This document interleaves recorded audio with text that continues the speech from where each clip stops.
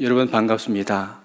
연말이 가까워서 만날 사람도 많고 또 가야 할 장소도 많이 있을 텐데 또 이렇게 기도의 자리에 나오신 여러분들 진심으로 환영하고 축복합니다. 이 시간 옆에 분들과 인사를 나누겠습니다. 환영하고 축복합니다. 그렇게 인사 나누시죠.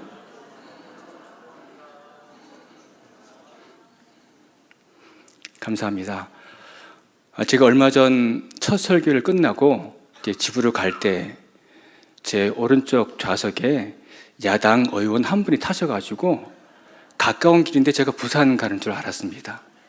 하지만 오늘은 좀 편하게 갈 수 있을지 않을까 생각하면서 자 말씀을 전하겠습니다. 어느 유명한 철학자가 그런 말을 했습니다. 인간은 망각의 동물이다 라고 말이죠. 아마 이 말은 우리가 잊지 말아야 할 사실이 있음에도 불구하고 너무 쉽게 잊고 살기 때문이 아닌가 생각됩니다. 올 한 해 2023년을 돌아보면 정말 한 해를 절감할 수 있는 그런 한 해가 아니었나 생각됩니다. 많은 전쟁이 있었고 또 그리고 가슴 아픈 여러 가지 자연재해로 인한 사건들이 많이 발생했죠. 그리고 또한 특별히 우리가 기억할 것은 올해 2월 달에 튀르키예 동남부와 시리아 국경 서부부 지역에 커다란 지진이 발생했습니다. 아마 여러 가지 전쟁과 또 자연재해로 인해서 이러한 사실들을 우리는 잊고 지낼지 모르겠습니다. 터키의 이러한 지진으로 인해서 무려 5만 명이 넘는 사상자가 발생했고 20만 채의 건물이 파괴되었습니다. 그리고 무려 200만 명이 넘는 이재민이 발생했죠. UN 개발 계획은 이로 인한 피해가 무려 130조 원이 넘을 것으로 내다보고 있습니다. 우리나라도 긴급 구조대를 파견했었고 또 수많은 국민들이 성금으로 우리 아픈 마음을 전달했죠. 하지만 한 나라가 감당하기에는 너무나 아픈 커다란 재앙이 있음을 우리가 기억하고 있습니다. 그런데 이러한 커다란 지진 앞에는 반드시 나타나는 한 가지의 현상이 있습니다. 그것은 바로 전조현상이라고 하는 거죠. 많은 자연과학자들은 지진 전에는 커다란 동물들, 대규모로 동물들이 이동을 하고 그리고 새떼들과 또 작지만 잘 보이지 않는 거대한 개미떼들이 이동을 한다고 합니다. 그리고 하늘에서는 수많은 구름의 모양과 다양한 색깔들 그리고 형태들을 통해서 지진을 예견할 수 있다고 하죠. 그래서 사람들은 이러한 지진을 미리 예견하고 커다란 재앙을 위기를 모면하기도 합니다. 오늘 우리가 읽은 본문 베드로전서는 바로 로마 시대 네로 황제가 통치하던 AD 63년경에 기록이 되었습니다. 그리고 바로 1년 후 네로 황제는 로마의 대화재 사건을 기독교인의 탓을 돌리며 본격적으로 핍박하는 사건이 발생합니다. 따라서 베드로 사도는 이러한 대지진의 전조와 같이 먹구름처럼 몰려오는 신앙의 위기에 대한 그런 경고를 하지 않을 수 없었죠. 오늘 본문 베드로전서 1장 2절 하반절에 보면 이렇게 말씀합니다. 예수 그리스도의 피 뿌림을 얻기 위하여 택하심을 받은 자들에게 편지하노니라고 되어 있습니다. 본 서신이 편지 형식으로 되어 있다는 걸 알 수가 있죠. 그러면 이 편지를 받는 사람들, 즉 수신자는 어떤 사람들이 있을까요? 그들은 바로 오늘 지진이 일어난 지역, 튀르키예 지역에 사는 소아시아에 속한 그 당시 로마령이었죠. 여기에 속한 속주 5곳에 흩어져 살고 있던 이방인들이었습니다. 그러면 흩어져 살고 있던 이방인들, 이들의 삶의 정황은 어떠했을까요? 로마 정부는 이들을 의심했습니다. 왜냐하면 그 당시 로마 정부가 공식적으로 인정하고 있었던 종교적 행사를 거부했을 뿐만 아니라 그 당시 사회적으로 횡행하고 있었던 비도덕적 그리고 비기독교적인 습관들을 단호하게 거부했기 때문입니다. 뿐만 아니라 이들은 한 걸음 더 나아가서 성찬식을 통해서 그들끼리 믿음을 지켜나가기 위해 귀한 결석을 했기 때문이죠. 결국 이런 행동들은 로마의 눈 밖에 날 수밖에 없었고 감시와 탄압의 그 대상 선상에 오를 수밖에 없었습니다. 이와 같이 어렵고 힘든 여러 가지 위기가 예견되는 정황 속에서 사도 베드로는 이 흩어진 이방인들에게 어떠한 위로와 겉면으로 그들을 도울 수 있을까요? 오늘 본문에서는 세 가지 청지기로 살아가기 위한 그런 겉면의 말씀을 합니다. 첫째, 근신하여 기도하는 것입니다. 제가 읽어드리겠습니다. 7절, 만물이 마지막에 가까웠으니 그러므로 너희는 정신을 차리고 근신하여 기도하라. 둘째는 열심히 서로 사랑하는 것입니다. 8절, 무엇보다도 뜨겁게 서로 사랑할지니 사랑은 허다한 죄를 접느니라. 그리고 마지막 세 번째 겉면은 10절, 각각 은사를 받은 대로 하나님의 여러 가지 은혜를 맡은 선한 청지기 같이 서로 봉사하라고 말씀하시면서 은사를 맡은 청지기 같이 봉사할 것을 권면하고 있습니다. 저는 오늘 이 본문 말씀을 통해서 이 베드로 예수님과 3년간 동행했지만 그의 실패와 자질을 통해서 우리에게 주는 가슴 깊은 세 가지의 교훈적 메시지를 살펴보고자 합니다. 오늘 본문에서는 첫 말씀을 만물이 마지막이 가까웠으니 라고 말씀하고 있습니다. 여러분, 만물의 마지막, 즉 이 종말은 언제부터 시작이 되었을까요? 그것은 바로 예수님이 이 땅에 오시기로부터 오시면서부터 시작을 되었습니다. 그렇다면 우리가 이 종말이 그 가까이 온 것을 어떻게 알 수 있을까요?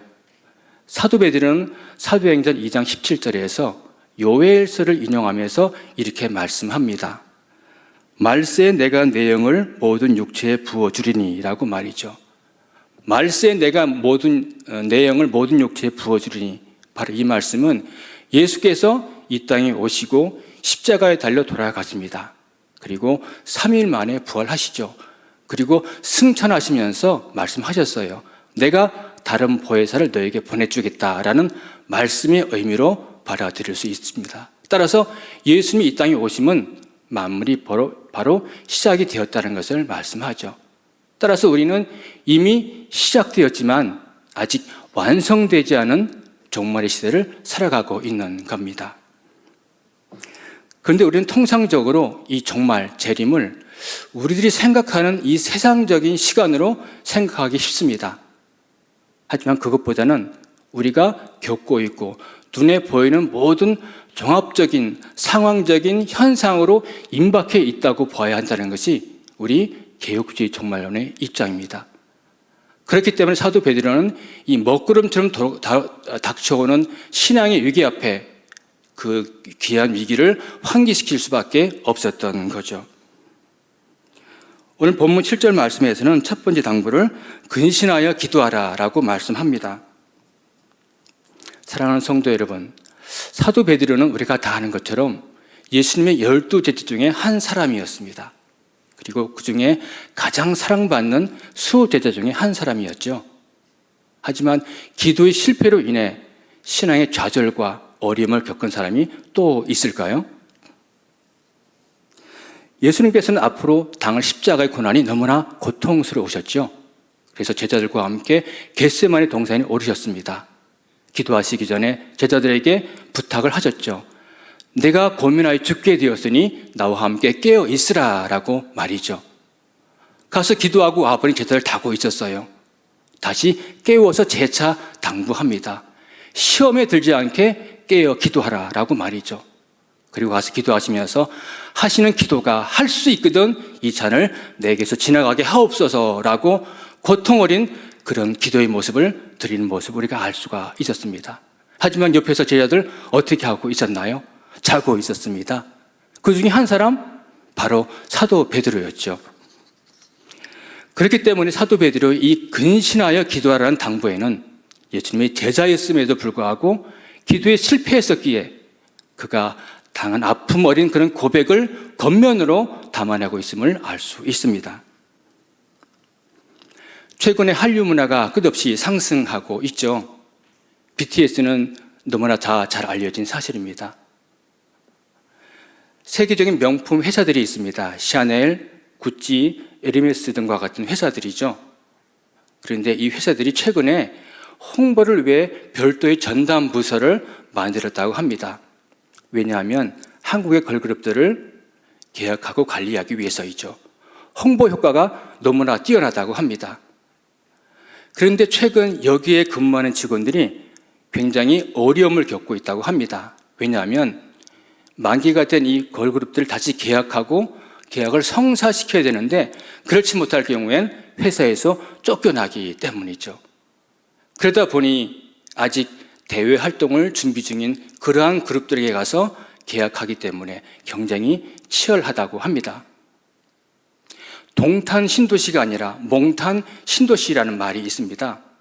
몽고리스도 울란바토르에는 마치 한국의 도시를 옮겨 놓은 것과 같은 한국의 아파트와 똑같은 아파트들이 들어섰다고 합니다. 그리고 거리 곳곳에 있는 CU, GS25와 같은 편의점들이 속속 들어섰다고 합니다. 그곳에 있는 사람들이 한국을 오고 싶어 해요. 왜냐하면 편의점이 원조, 한국의 편의점을 투어하고 싶다는 거죠. 뿐만 아니라 제가 얼마 전 TV에서 한 여행 전문가가 대담하는 것을 봤습니다. 그 여성이 유럽의 어느 좀 고급진 호텔에 투숙을 했을 때 아침에 청소부가 와서 청소를 하더니 자신에게 묻더랍니다. 한국 사람이냐고. 맞다고 대답했습니다. 그러더니 갑자기 집에 전화를 걸어 딸과 통화를 하더랍니다. 그러면서 하는 말이, 얘야, 내가 지금 누가 투숙하고 있는 방을 청소하고 있는 줄 아니? 바로 한국 사람이야 라고 하면서 자랑을 하더랍니다. 이것뿐만이 아니죠. 세계적인 웹 검색 서비스가 있습니다. 바로 구글이죠. 이 구글에서 올 한 해 전 세계인을 대상으로 해서 인기 검색어 순위를 매겼습니다. 1위가 뭔지 아세요? 바로 한국인의 비빔밥입니다. 이렇게 문화의 모든 영역에서 한국인의 문화가 대접받지 않고 있는 것이 없습니다. 뛰어나죠. 저는 이러한 사실들 생각해 보면서 곰곰이 생각해 보았습니다. 이유가 뭘까? 여러 가지가 있을 수가 있겠죠. 한국의 뛰어난 근면성, 세계인이 부러워하는 뜨거운 열정, 그리고 한국 사람들이 가장 빠르게 일하는 빠른 일문화. 하지만 이것보다도 먼저 믿음의 시각에서 바라본다고 한다면 그것은 우리 믿음의 선조들이 승리로서 지켜온 신앙이 아닐까 생각합니다. 눈물 뿌려 기도해온 그 기도의 덕분에 우리가 축복을 받고 있는 거죠. 우리가 지금 그 열매를 따먹고 있는 겁니다. 하지만 한 가지 놓치고 있는 것이 있죠. 그리고 한 가지 심지 않는 것이 있습니다. 그것은 바로 기도입니다. 우리가 교회에 나와 교회와 나라와 민족을 위해 교회의 부흥과 영적 성장을 위해 그리고 교회의 목회자와 지도자를 위해 기도하는 그 열정을 잃어버리고 있습니다. 영국에 나온 세계적인 설교자, 세계적인 부흥사 바로 찰스 스펄전 목사님이 계십니다. 목사님이 명성을 듣고 미국에서 목사 사절단이 방문을 했죠. 그리고 물었습니다. 목사님, 이렇게 능력 있게 사역을 잘 감당하신 이유가 무엇인가요? 스펄전 목사님은 대답 대신 이 사절단을 조용히 교회 지하로 안내했습니다. 그리고 한 곳에 문을 열었죠. 놀랍게도 거기에는 무려 400명이 넘는 성도들이 그날 저녁 부흥회를 인도할 스펄전 목사님을 위해 뜨겁게 기도하고 있었습니다. 교회 지하 차가웠죠. 하지만 기도의 열기로 후끈 달아오르고 있었습니다. 이때 스펄전 목사님은 간단하게 대답을 합니다. 여러분, 하나님의 사역에 복을 내리신 이유가 바로 여기에 있습니다 라고 말이죠. 맞습니다. 예수께서 말씀하셨죠. 제자들에게 기도 외에는 이룬 일가 나갈 수 없느니라 라고 말이죠. 사랑하는 여러분, 우리는 이 교회를 위해서 왜 눈물 뿌려 기도해야 할까요? 그것은 바로 예수 그리스도께서 피값으로 주신 몸된 교회의 재단이기 때문이죠. 이것이 정답입니다. 하지만 뭔가 이 말이 우리 마음에 와닿지 않나요? 뭔가 원론적이고 그리고 교과서적인 말로만 들립니까? 그렇다면 우리의 피부에 와닿는 대답은 뭘까요? 그것은 바로 우리가 영적으로 살기 위해서입니다. 그리고 뿐만 아니라 우리 자녀들이 이 교회를 통해서 하나님을 만나고 경험함으로 축복된 인생으로 살아가기 때문인 거죠. 우리는 자녀들을 늘 새벽마다 기도합니다. 좋은 대학 보내기 위해서, 그리고 또 좋은 직장 취직시키기 위해서, 그리고 또 좋은 배우자를 만나서 축복된 아름다운 인생으로 세워져 가기 위해서이죠. 그것이 부모의 마음이고 늘 기도의 제목이기도 합니다. 맞습니다. 우리 자녀들 좋은 대학에 가야죠. 그리고 이 바늘급이나 좁은 취업의 문에 취업해서 어깨 좀 펴고 당당하게 살아가는 것이 부모의 절절한 마음이 아니겠습니까? 하지만 그 전에 먼저 선행되어야 되는 것이 있죠. 우리 자녀들이 이 교회에 나와 하나님을 만나고 경험하는 것입니다. 그렇게만 된다고 한다면 우리 자녀들이 참된 진리 안에 살아갈 뿐만 아니라 이 세상에 나와 살아갈 때 내가 왜 공부를 하고 왜 우리 조직사회에서 참된 믿음과 올바른 믿음 인생관을 가지고 살아갈 것인지에 대한 굉장히 좋은 생각을 가지고 살아가지 않을까 생각이 됩니다. 제가 어렸을 때 수요 예배를 3일 기도회라 불렀던 기억이 납니다.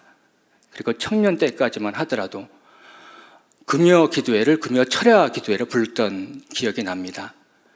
제가 청년 때 잠시 서울 구로동에서 인천으로 교회를 다녔던 적이 있습니다. 근데 철야 기도가 늦게 끝나니까 전철이 끊어진 적이 있습니다. 그래서 간혹 친구 집에서 자고 출근했던 기억이 납니다. 토요일 오후면 청년들과 함께 안양에 있는 갈매산에 가서 밤늦게까지 기도하고 그리고 찬양하고 게임도 하면서 재밌게 보내다가 새벽 첫 차가 다니면 집에 와서 잠깐 씻고 눈을 잠깐 붙이고 교회에 갔던 기억이 납니다. 하지만 지금 우리의 모습들은 어떤가요? 금요 철야 기도회가 심야 기도회로 그리고 금요 기도회로 바뀌었죠. 뿐만 아니라 공식적인 기도 모임 그리고 예배 모임이 끝나자마자 많은 성도들은 마치 바닷가의 썰물과 같이 교회를 빠져나가는 모습, 그것이 기도에 대한 우리 현실이 아닐까 생각됩니다.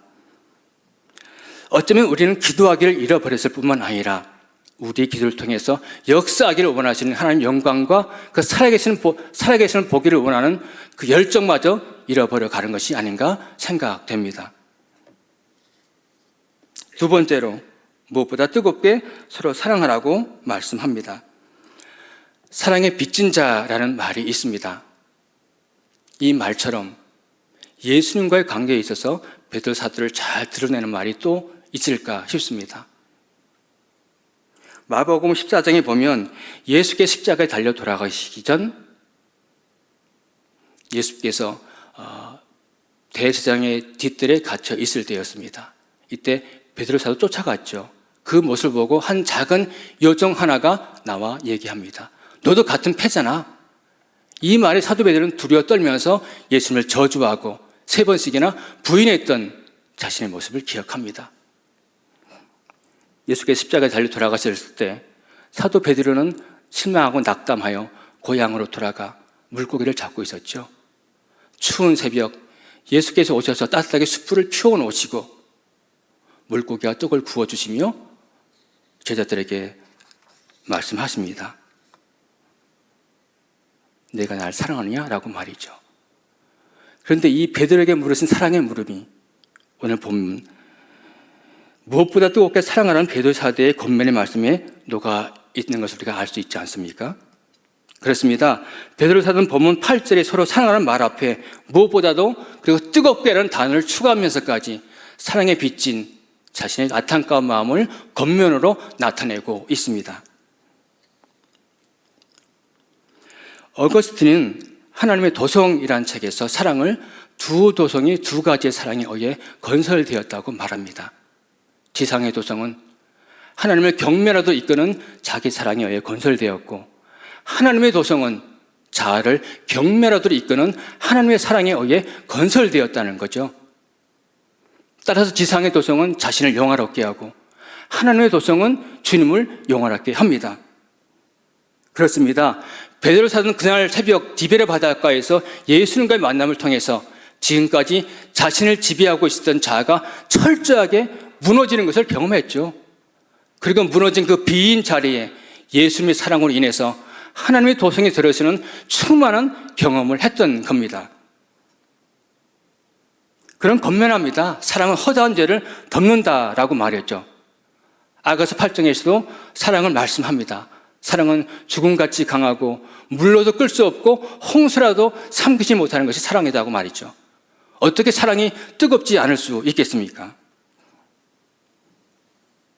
베드로전서 1장 1절에서는 그들을 흩트린 나그네라고 말씀합니다. 그리고 4장 3절에서는 그들이 과거에 음란과 정욕과 술 취함과 방탕한 이방인의 뜻을 쫓아 행했던 적이 있었던 연약한 성도들이라고 말씀합니다. 따라서 무엇보다도 서로에 대한 뜨거운 사랑이 있어야 앞으로 닥쳐 이 불같은 시험을 서로가 이겨낼 수 있지 않을까요? 마지막 세 번째로 청지기로 봉사하기를 권면하고 있습니다. 미국의 심리학자 베리 스워츠라는 분은 우리가 하는 일을 생업, 잡, 직업, 커리어, 그리고 소명, 컬링 이렇게 세 가지로 나누었습니다. 그러면서 대학병원에서 관리인으로 일하는 루크라고 하는 사람을 한 예로 소개하고 있습니다. 이 루크는 병원에서 청소와 관리인을 맡아서 하고 있었습니다. 어느 날 이 루크는 6개월째 혼수 상태로 누워있는 청년의 병실을 청소하고 나오던 길이었습니다. 이때 그 청년을 간호하던 그의 아버지가 담배를 피우고 착잡한 표정으로 들어오다 루크와 마주쳤습니다. 그럼 루크를 보자마자 따졌죠. 왜 청소를 안 해주느냐고 말이죠. 하지만 루크는 억울했습니다. 방금 청소를 하고 나오던 길이었으니까요. 하지만 따지지 않았죠. 죄송합니다. 다시 치우겠습니다 라고 답하고는 이미 깨끗하게 청소한 그 병실을 아버지가 보는 앞에서 다시 치웠습니다.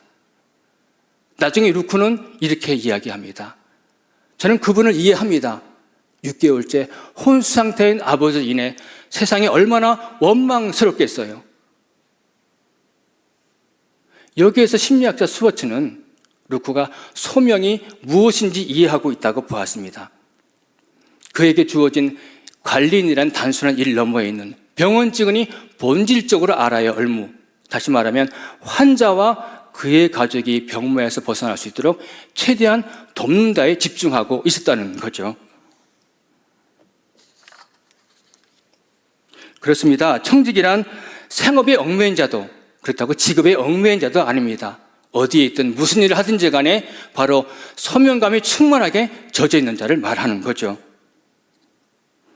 하나님께서 각자에게 준 달란트를 따라 자신이 서 있는 위치에, 현재 위치에서 최선을 다하라고, 섬기라고, 봉사하라고 말씀하시는 겁니다. 예수님이 수제자로서 스승을 잘 안다고 자부하던 그였습니다. 그러나 디베랴 바닷가에서 예수님과의 재회는 그의 인생 일대에 다시 한번 진정한 청지기로 거듭나는 분명한 기회가 되었으면 사실입니다. 베드로 사도는 합당한 성도의 신앙생활 세 가지를 당부합니다. 첫째, 근신하여 기도하는 것. 둘째, 성도 간에 열심히 사랑하는 것. 셋째, 청직으로 봉사하는 것입니다. 그런데 이 세 가지 당부는 서로 연결되어 있습니다. 어떻게 연결되어 있을까요? 오늘 본문 11절 말씀을 같이 읽겠습니다. 시작. 만일 누가 말하려면 하나님의 말씀을 하려는 것 같이 하고, 누가 봉사하려면 하나님이 공급하시는 힘으로 하는 것 같이 하라. 이는 범사의 예수 그리스도로 말미암아 영광을 받으시게 하려 함이니. 여기까지 읽겠습니다. 여기서 베드로 사도는 말하는 것, 그리고 봉사하는 것을 말씀합니다. 그러면서 말하는 것을 하나님이 말하는 것처럼, 그리고 봉사하는 것을 하나님이 공급하시는 힘으로 하는 것처럼 하라고 말씀합니다. 무슨 의미일까요? 말하는 것. 예수님이 제자로서 사도 베드로처럼 말을 인해 칭찬과 함께 책망을 받은 제자가 또 있을까요? 주는 그리스도의 살아계신 하나님의 아들입니다라는 말로 칭찬을 받은 후에 곧바로 사탄아 내 뒤로 물러가라는 호된 질책을 받게 됩니다. 예수님의 마음을 이해하지 못했기 때문이죠. 하지만 베드로 사도는 보았습니다. 예수께서 들판에서 목 잡는 양같이 유리하는 그 5,000명의 영혼들을 어떻게 먹이셨는지를 말이죠. 베드로 사도는 보았습니다. 죽었던 나사로와 중풍병자, 그리고 온갖 각색 병전자들을 어떻게 고치셨는지를 말이죠. 그렇습니다. 하나님이 말씀하시는 것 같은 말, 그리고 하나님이 공급하시는 힘으로 하는 것 같은 봉사, 그것은 바로 하나님의 마음을 말씀하고 있는 거죠. 우리가 하나님의 자로 이 땅을 살아가면서 근신하여 기도할 때 우리 안에 내면의 충만함으로 인해 서로를 뜨겁게 사랑할 수 있지 않겠습니까? 뿐만 아니라 이렇게 뜨겁게 사랑하는 진정한 청지기의 관계가 있다고 한다면 그 뜨거운 사랑으로 인해 서로를 향한 봉사의 마음이 나타날 수밖에 없는 것 아니겠습니까? 이렇게 우리를 향한 베드로 사도의 세 가지 권면은 깊게 연결되어 있습니다. 마무리하겠습니다. 사랑하는 예수 및 제자로, 그리고 수제자로까지 인정받았지만 좌충우돌했던 젊은 시절의 베드로 사도였습니다. 예수께서 잡히셨을 때 제사장이 좀 말고 있기를 칼로 내리쳤죠. 그리고 물 위로 걸어오신 예수를 보자마자 자기도 배에서 뛰어내렸습니다. 예수께서 고난받고 사흘 만에 죽은 뒤에 다시 살아날 것을 말씀하시자 절대 그럴 수 없다고 항변하면서 예수를 붙잡고 항변하던 그의 모습이었습니다. 인간은 망각의 동물이라 하였나요? 그러나 이제 노년에 들어 젊은 날을 회상하면서 예수님과의 관계에서 실패했던 자신의 그 아픈 경험을 어떻게 잊을 수가 있겠습니까? 성도 여러분, 올 한 해를 지내면서 여러분의 믿음의 여정은 어떠했습니까? 좌우로 치우치지 않고 올그전 그런 믿음의 길을 걸어오셨나요? 그렇다면 너무 감사하고 기쁜 일이죠. 축복받을 일입니다. 하지만 그것보다는 언약 실패하고 좌절하고 넘어져서 하나님 앞에 자신을 가망 없고 소망 없는 존재로 여기고 있습니까? 하지만 우리의 이 실패한 것 같은 믿음의 모습들이 사도 베드로와 같이 다시 하나님을 만나는 경험으로 새로워질 수만 있다고 한다면 그 경험들은 나를 하나님 앞에 다시 든든하게 세워져 가게 하는 귀한 믿음의 자양분이 될 것입니다. 성도 여러분, 만물이 마지막에 가까웠습니다. 시간적인 때를 말하는 것이 아니죠. 우리 주변을 들어보면 우리가 겪고 있고 경험하고 눈에 보이는 모든 사건, 사고들이 이 모든 것을 대변해주고 있지 않나요? 그렇습니다. 지금은 잘 때가 아니라 깨어 기도할 때입니다. 기도할 때입니다.